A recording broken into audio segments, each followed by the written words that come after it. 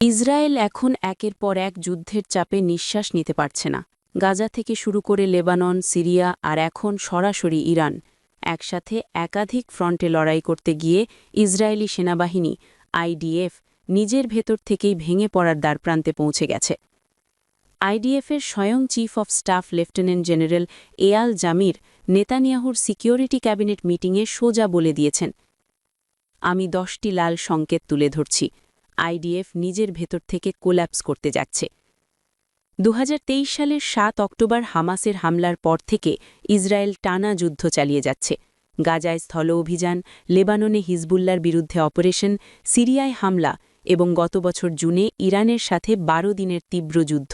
এরপরও 2026 সালে ইরান ফ্রন্টে নতুন করে চাপ বেড়েছে। ইসরায়েলের সক্রিয় সেনা মাত্র 1,69,000, কিন্তু রিজার্ভ সেনা 4.5 লাখের বেশি। দীর্ঘ যুদ্ধে এই রিজার্ভদের বারবার ডাকা হচ্ছে, অনেকে ষষ্ঠ সপ্তমবার মোবিলাইজড হয়েছেন। ফলে সেনাদের মধ্যে চরম ক্লান্তি ও বার্ন আউট দেখা দিয়েছে। জেনারেল জামির স্পষ্ট করে বলেছেন, রিজার্ভ সিস্টেম আর টিকবে না, খুব শিগগিরই আইডিএফ রুটিন মিশনও চালাতে পারবে না। তিনি সরকারের কাছে 3টি জরুরি আইন দাবি করেছেন। 1.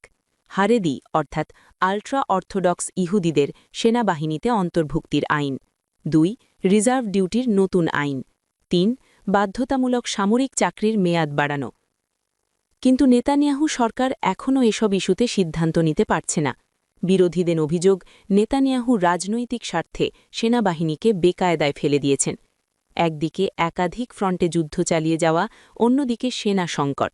এই দ্বিমুখী চাপে ইসরায়েল এখন ফাঁক ফোকর খুঁজছে। বিশ্লেষকরা বলছেন, দীর্ঘ যুদ্ধ ইসরায়েলের অর্থনীতি ও সেনাবাহিনী দুটোকেই দুর্বল করে দিচ্ছে। মধ্যপ্রাচ্যের এই অস্থিরতায় মানুষের জীবনের ক্ষয়ক্ষতি সবচেয়ে বড়। যুদ্ধ যত দীর্ঘ হয় ততই বাড়ে ধ্বংসযজ্ঞ।